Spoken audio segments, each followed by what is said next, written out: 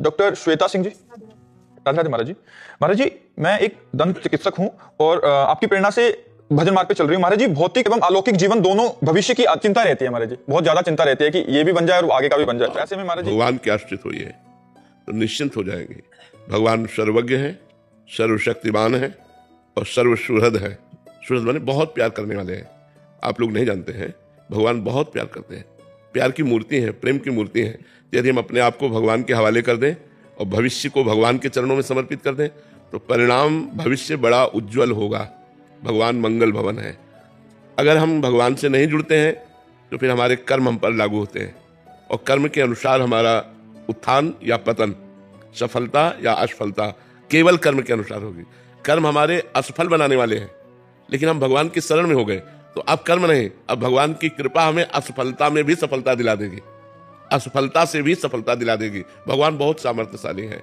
उनकी सामर्थ्य पर अगर हम भरोसा कर लें और शरणागत हो जाएं तो हमारा जीवन निश्चिंत हो जाएगा, आनंदमय हो जाएगा, निर्भय हो जाएगा, शोक रहित हो जाएगा। इसीलिए खूब राधा नाम जप करो। नाम बार बार जप करो तो भगवान से अपनापन हो जाएगा और भगवान से अपनापन हो गया तो परलोक भी आपका बन जाएगा क्योंकि नाम जप कर रहे हो, और इस लोक में भी सुख सुविधा हो जाएगी क्योंकि आप नाम जप कर रहे हैं। जितने संसार की उच्च कोटि की सुख सुविधाएं हैं वो भगवान के दासों के चरणों में लुटती घूमती हैं। विश्वास मानिएगा, भगवान के दासों के चरणों में लुटती घूमती हैं। जिनकी आप खोज कर रहे हो, जिनकी चाह में आप बड़ा कष्ट सह रहे हो, फिर भी चाहें पूर्ति नहीं होती। अगर वही हम भगवान से जुड़ जाएं और भगवान से चाह करें तो ऐसी व्यवस्था कर देंगे, पूछो मत, आप निहाल हो जाओगे। बस भगवान से जुड़ो। भगवान हमारे हैं, हम भगवान के हैं, हम भगवान के अंश हैं। जब तक हम भगवान से नहीं जुड़ेंगे तो हमारी कर्म परंपरा ऐसी है कि वो हमको गिरा ही देगी, हमको नष्ट कर देगी। कर्म परंपरा बहुत विचित्र होती है, इसलिए हम भगवान का आश्रय लें जिससे हमारी कर्म परंपरा को नष्ट करके नया भाग्य, नई सफलता, नया जीवन दें। जैसे लोग बोलते हैं कि भविष्य के लिए सोच के रखना चाहिए। संसार में लोग बोलते हैं कि भविष्य के लिए सोच के रखना चाहिए कि कल तुम्हारा भविष्य कैसे होगा। तो हम क्या जाने भविष्य को, हम क्या जाने। भविष्य को सोच के नहीं रखना चाहिए, भविष्य को भगवान के चरणों में समर्पित कर देना चाहिए। भगवान के चरणों की शरण में हो जाओ, आनंद ही आनंद रहेगा। जो हमारे पाप कर्म है वही हमें दुख देते हैं, वही हमें असफलता देते हैं, वही हमें पराजित करते हैं। यदि भगवान के नाम जब से पाप नष्ट हो जाए तो सर्व मंगल हो जाए, एक आनंद की धारा बह पड़े, हृदय का आनंदित हो जाए, क्योंकि हम भगवान से जुड़े हुए हैं। जीव भगवान से न जुड़ करके अन्य लोगों का सहारा लेकर के धोखा खाता है, लेकिन भगवान संकट पर सहयोग करते हैं।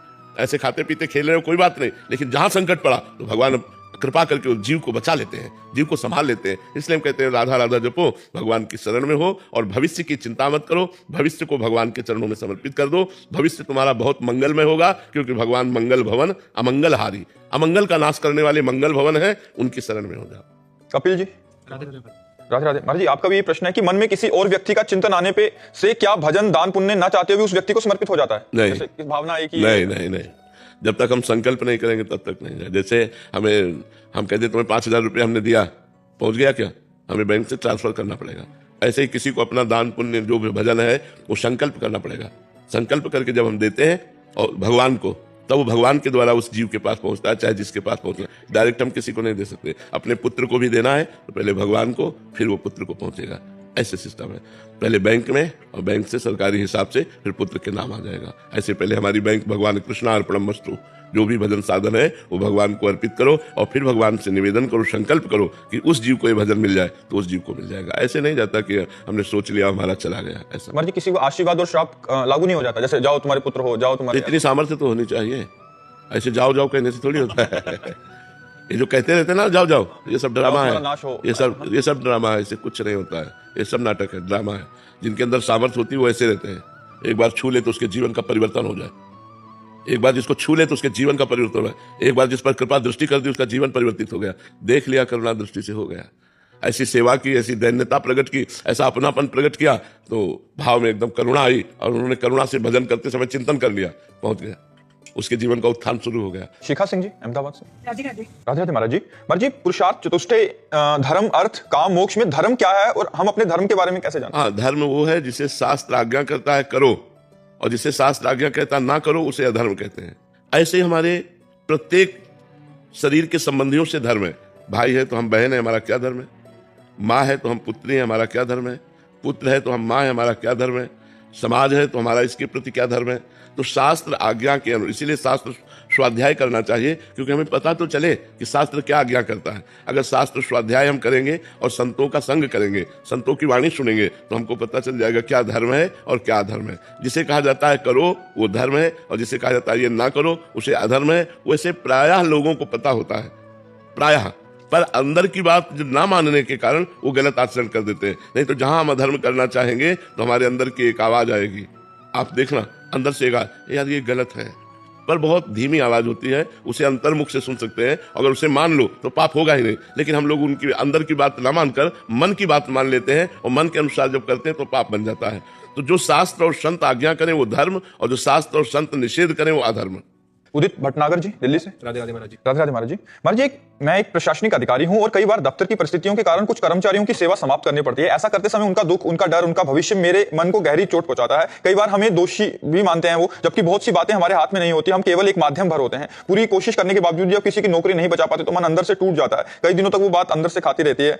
महाराज जी, ऐसे में महाराज जी इसमें ध्यान ये देना कर्तव्य क्या है? इसमें ध्यान ये देना है कि हम जिसकी नौकरी हटा रहे हैं, बर्खास्त कर रहे हैं, वो अपराधी है कि नहीं इस योग्य। महाराज जी, कई बार ना पॉलिटिक्स इतनी होती है कि हम एक माध्यम बना दिया जाता है, बोला जाता है कि इनको हटा दो। नहीं, ऐसा तो गलत है, क्योंकि किसी के जीवन निर्वाह के लिए जो नौकरी मिली हुई है उसका पूरा परिवार उसके साथ जुड़ा हुआ है। आप केवल अपनी मनो अनुकूलता और प्रतिकूलता को देखकर नौकरी हटाने से आप भी दोषी उसमें पाए जाएंगे। भागवतिक कानून में आप ध्यान रखिए, मान लो आपसे बड़ा कोई अधिकारी आपको कह रहा है इनको हटा दीजिए, मेरे प्रतिकूल है, तो प्रतिकूलता और अनुकूलता मेरी नहीं देखनी, कानून की देखनी है, अधिकार की देखनी है। कई ऐसे सच्चे सेवक होते हैं जो अपने धर्म से विरुद्ध नहीं जाते, और यदि उनकी नौकरी हटा दोगे तो तुम्हारा प्रारब्ध बन जाएगा और तुम्हें भोगना पड़ेगा। फिर महाराज जी, जैसे कई बार ऊपर से जिस तरीके से ऑर्डर आते हैं, अगर हम नहीं ऐसा करेंगे तो आप सहित ऊपर का अपराधी बना जाएंगे। आप भी तो उसमें निमित्त बने ना, निमित्त तो आप भी बने ना। तो ऊपर वाला तो कर्ता, प्रेरक, अनुमोदन तीनों को बराबर दंड मिलता है। कर्ता जिसने किया, प्रेरक जिसने प्रेरणा की, अनुमोदन जिसने उसका सहयोग कर दिया। कई बार महाराज जी कोशिश करके भी नहीं बचा पाते। हाँ, तो ये अब देखो, ये मतलब ऐसा प्रारब्ध है कि आपको ऐसी जगह नियत किया गया है, लेकिन कई ऐसे होते हैं जो अपने कर्तव्य के पालन में दृढ़ होते हैं और अधिकारी जन उनसे रुष्ट हो जाते हैं और अधिकारी के अनुकूल नहीं चलते और उनकी नौकरी हटा दी गई, तो वो धर्मात्मा है, उनकी जो आपने दुख वृत्ति प्रकट की वो आपको भोगनी पड़ेगी, आपको और आपके बड़े अधिकारियों को भी। एक चीज और है महाराज जी, कई बार जैसे कंपनी लॉस में चल रही होती है तो वो बोलते हैं कि लोगों को हटाओ, तो वो भी एक पाप ही हुआ, या क्योंकि कंपनी अब ये दूसरा चैप्टर हो गया, वो चैप्टर अलग है। अब ये चैप्टर है कि हमारी क्षमता नहीं कि हम 500 आदमी रख सकें, अभी तक 500 आदमी रखा, अब हमें 300 आदमी का निर्वाह कर सकते हैं, अब वो बात अलग हो गई। ये चीज अलग है और वो चीज अलग है कि हमारी अनुकूलता प्रतिकूलता को देख करके हम श्रेष्ठ अधिकारी के हमारे अनुकूल नहीं चलता, हम उसको हटा दिया, ऐसा नहीं है। या वो धर्म से युक्त चलता है, हमारी बात नहीं मानता है, तो ऐसे वो एक अलग चैप्टर हो गया। और ये अलग चैप्टर हो गया कि हमारी कंपनी की क्षमता इस समय 300 आदमी रखने की है, हम 500 नहीं रख सकते, वो बात अलग हो गई, वो एक अलग बात हो गई। महाराज जी, अगर वो दोषी है वास्तविकता में, फिर वो रो रहा है, गा रहा है, तो फिर अगर हम कुछ उसके कानून के अधिकारानुसार उनको दंड देते हैं और उसकी नौकरी चले जाती है, फिर भी तो एक बार चांस हम देने की कोशिश करते हैं। अगर गलती करता है तो पहली गलती में हमें उसको निष्कासित नहीं करना चाहिए, पहली गलती में हमें चांस देना चाहिए और उसे सावधान कर देना चाहिए। अपराध की कोटि कुछ ऐसी है कि उसको निकालना ही है, फिर तो निकाल देना चाहिए, फिर निकाल देना चाहिए। ऐसा नहीं कि छोटी सी गलती से उसको निकाल दें, वो एक अलग बात है। हाँ, बिल्कुल ठीक है जी। Lieutenant colonel Ajay Yadav ji. राधे राधे। राधे राधे महाराज जी। महाराज जी, आप कह रहे हैं कि पूरी सर्विस मतलब ज्यादातर फील्ड में जहां लड़ाई का क्षेत्र होता है वहां बिता दी, और महाराज जी फिर क्या हुआ, धीरे धीरे हम ऐसा करते गए तो पीछे सब छूटता गया, परिवार आदि, और आज ऐसा स्थिति है कि अकेले में ही आनंद आने लग गया और अकेले ही रह गया हूं। अभी कोई नहीं है, बट भजन में लगने का प्रयास कर रहे हैं, बट फिर भी मन भटकता है, या तो चित्त पूरा लग जाए एक साइड। मतलब अभी कह रहे हैं कि कोई ऐसा नहीं है कि जहाँ परिवार का और केवल अकेले रहने में ही आनंद आने लग गया। प्रश्न है, हाँ, बहुत सुंदर, ठीक है। भगवान जैसे चलावे वैसे चलना चाहिए, लेकिन नाम जप अंदर से बराबर चलना चाहिए। जो मन भटकता है उसको रोकिए, उसको बार बार नाम में लाइए। क्यों भटका रहे हो, समय क्यों नष्ट कर रहे हो, उसे भगवान में लगाइए। वीर बहादुर हो तुम, हमारे राष्ट्र के रक्षक हो, तो आपके ऊपर भगवान की तो विशेष कृपा है कि आपने अपना जीवन देश के लिए समर्पित किया। ये जो राष्ट्र के आर्मी के जवान हैं, या चाहे नेवी के हों, चाहे वायुसेना के हों, ये सब हमारे लिए बंदनीय है, क्योंकि अपने परिवार का मोह छोड़कर, परिवार की सुख सुविधा छोड़कर राष्ट्र के लिए हर जगह छाती चौड़ी किए हुए खड़े हैं कि चाहे जहां से गोली आवे इसकी कोई परवाह नहीं है, चाहे जहां खड़ा कर दिया जाए, चाहे बर्फ में खड़ा कर दिया जाए, इनको कोई परवाह नहीं है। राष्ट्र सेवा के लिए तत्पर है, तो आप राष्ट्र सेवा में तत्पर रहे और खूब नाम जप करते रहें। चिंता न करें, भगवान के आप निजी पार्षद हैं, आपके ऊपर भगवान की विशेष कृपा है, क्योंकि आप देश रक्षा के लिए जीवन व्यतीत किया है, अपने सुख के लिए नहीं। अपने सुख के लिए तो व्यापार नौकरी और भी की जा सकती है, लेकिन राष्ट्र रक्षा के लिए आपने अपने जीवन को समर्पित किया है। पहला धन्यवाद तो आपको इस बात का है, और दूसरा ये कि आप अकेलापन महसूस करते हुए इसे भगवान के साथ जोड़ना चाहते हैं, ये तो और परम धन्य की बात है। आप नाम जप कीजिए, और मन का स्वभाव है संसार की तरफ जाना, उसको हटा हटा करके नाम में लगाइए, उबिएगा नहीं, तो आपके दोनों काम बन जाएंगे, लोक और परलोक दोनों बन जाएगा। आप निश्चिंत रहिए।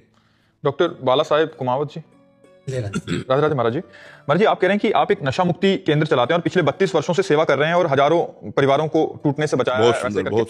महाराज जी ये कह रहे हैं कि सेवा पथ पर चलते हुए कई बार मन गहरे अकेलेपन से घिर जाता है, समाज के प्रतिष्ठित लोग भी साथ नहीं देते, कभी मन टूट जाता है, आंखें भर आती हैं। उस समय महाराज जी मतलब टूटे हुए मन को कैसे महाराज जी भगवान से जोड़ो भगवान से जोड़ो। सर्व सामर्थ्यशाली भगवान से यदि मन को जोड़ लिया जाए